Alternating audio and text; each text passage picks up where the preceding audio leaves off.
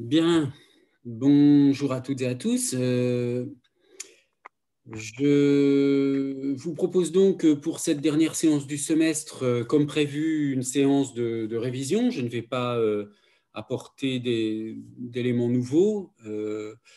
Ce que nous avons vu jusqu'à présent constitue le programme pour l'examen. Je suppose que vous avez vu sur le site du cours les indications que j'ai données pour l'examen. Donc, vous aurez le sujet le mercredi, je ne me souviens plus de la date précise, mais on pourra vérifier si vous le souhaitez. Attendez, je vais aller sur le site tout de suite, je vais voir ça. Donc, vous aurez le sujet de l'examen le 13 janvier à 9 heures, qui sera envoyé par mail sur Moodle et qui sera sur le site internet. Vous aurez 3 jours pour le faire, c'est-à-dire que vous devrez rendre votre sujet traité le 15 janvier avant 19 heures et vous l'enverrez par mail. J'avais indiqué au début aussi par Moodle, mais ce n'est pas la peine de compliquer les choses. Il suffit de l'envoyer par mail à mon adresse Gmail et puis à l'adresse de Madame Pauline Dubois-Dalle. Voilà.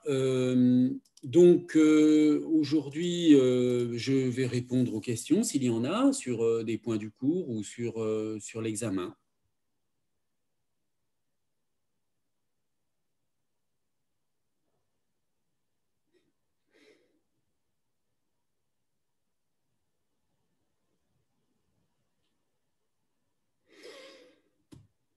Bon, bah, écoutez, je ne sais pas, s'il n'y a pas de questions, c'est que tout va bien, hein, je veux dire, ou alors c'est que vous êtes trop fatigué, ce qui est tout à fait compréhensible également.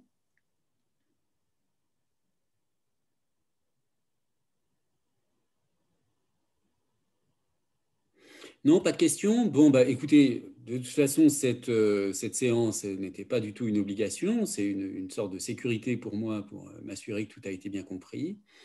Si vous repensez à quelque chose et que vous avez des doutes, vous pouvez bien sûr m'envoyer un mail.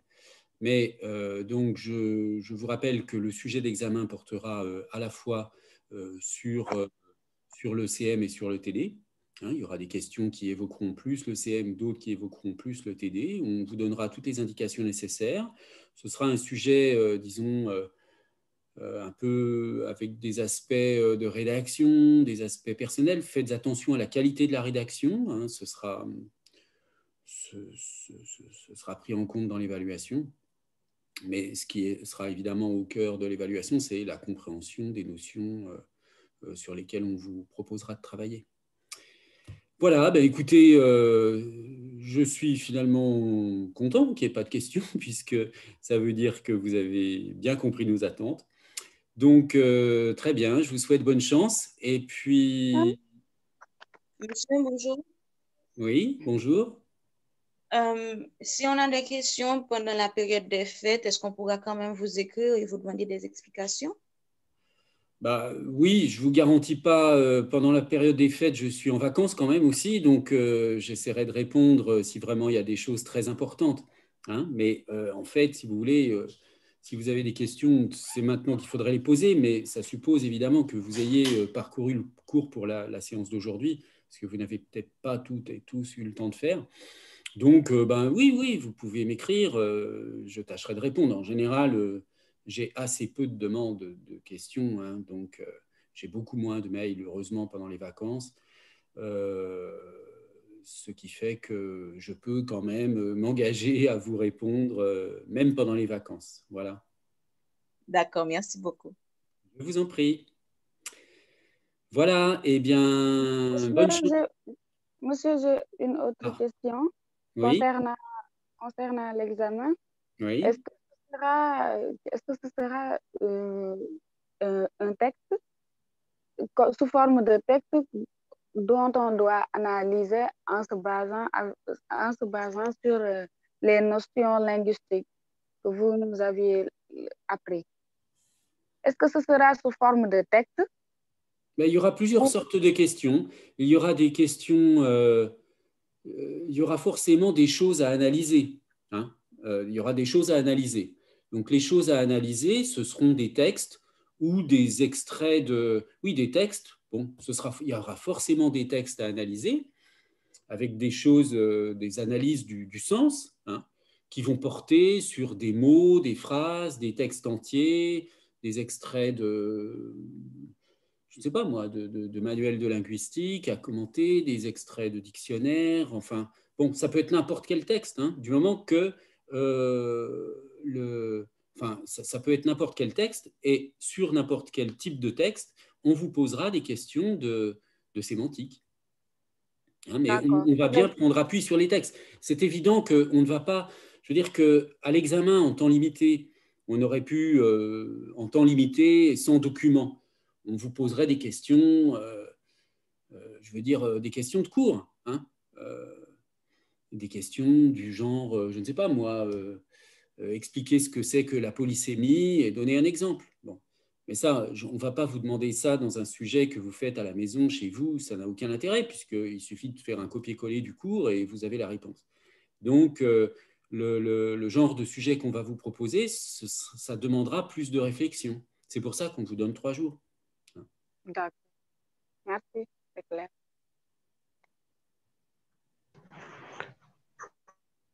Bonjour, monsieur, j'ai une question. Oui, allez-y, je vous en prie. Bon, en fait, vous dites que voilà, comme Bréal est l'inventeur du mot, comment dire, sémantique, mais il n'entendait pas voilà, comme, le sens qu'on lui attribue voilà, en ce moment-là. Je voudrais voilà, une explication là-dessus. Je suis désolé, mais je n'ai pas du tout compris votre question. Bon, vous dites que voilà, Bréal est l'inventeur du mot sémantique. Oui. Mais la définition qu'il entendait par là n'est pas celle qu'on entend aujourd'hui. Oui, oui, d'accord. Ça y est, j'ai compris. Excusez-moi, je n'avais pas entendu Bréal, le son n'est pas très bon sur mon ordinateur. Donc, oui, en effet, on dit souvent que Bréal est l'inventeur de la sémantique. Simplement, ce que je voulais vous dire dans ce petit extrait du cours, là, c'est que Bréal est bien l'inventeur du nom sémantique, mais entre ce qu'il dit de la sémantique et vous vous souvenez les lois un peu, mais ça, de toute façon, on ne les a pas du tout étudiées en détail dans le cours, donc il n'est pas question d'entrer pour moi dans le détail de l'analyse de Bréal. Mais disons que le genre d'analyse qu'il y a et qui se nomme sémantique dans le livre de Bréal, c'est très très différent de ce qu'on fait en sémantique aujourd'hui. Donc, si vous voulez, on a récupéré le nom de sémantique, mais ce qu'on fait en sémantique aujourd'hui, vous en avez eu un petit aperçu dans le cours, hein, qu'il s'agisse de sémantique lexicale, grammaticale, etc. Ce sont des choses très différentes au fond de ce que faisait Bréal. Voilà. L'idée, c'était simplement, si vous voulez, je voulais vous sensibiliser au fait que, enfin, à la différence entre inventer le nom, enfin, disons, oui, inventer le nom, introduire le nom, et puis introduire la notion. Hein. Donc, on doit à Bréal le mot sémantique, mais la définition de ce qu'est la sémantique, elle s'est faite au fur et à mesure de l'évolution de l'histoire et selon les perspectives. Hein. Vous avez vu, on a vu qu'il y avait une approche sémantique plutôt structurale avec, par exemple, l'analyse en constituant immédiat, une analyse sémantique qui est plus orientée du côté de la linguistique cognitive et disons, une sémantique psychologique, une sémantique plutôt linguistique fondée sur la théorie de la valeur, comme on l'a vu avec Rastier, une sémantique logique avec les travaux de plutôt formalistes. Donc voilà, le sens de la sémantique, il dépend au fond, le sens, enfin, je veux dire, ce qu'on entend par sémantique et le genre d'analyse linguistique qu'on fait sous le nom de sémantique dépend beaucoup de la perspective qu'on adopte, hein, d'une part. Et puis d'autre part, ce que j'ai ce sur quoi j'ai beaucoup insisté dans le cours, c'est que en fait, la notion de sens qui est impliquée par le mot sémantique n'est pas du tout la même selon qu'on parle du sens des mots lexicaux, des mots grammaticaux, des phrases, des textes, etc. Voilà, donc tout cela n'est pas dans Bréal, hein. Toute cette évolution, tout ce que représente au fond la sémantique dans la linguistique, ça n'est pas ce qui est dans Bréal. Si vous voulez, c'est pas comme si on avait la définition d'un programme théorique, enfin d'un programme, disons, d'un programme d'analyse chez Bréal, et que toute la suite de l'histoire avait développé ce programme d'analyse. D'accord, merci.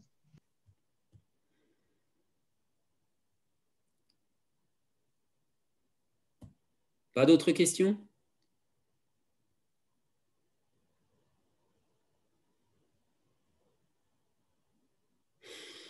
Très bien. Ben, écoutez, je vous souhaite de bonnes fêtes de Noël, donc. Et puis, je ne vous dis pas à bientôt parce qu'on ne se verra pas au deuxième semestre. Je n'ai pas de cours en licence au deuxième semestre, mais on se verra pour certaines d'entre vous l'année prochaine en master probablement.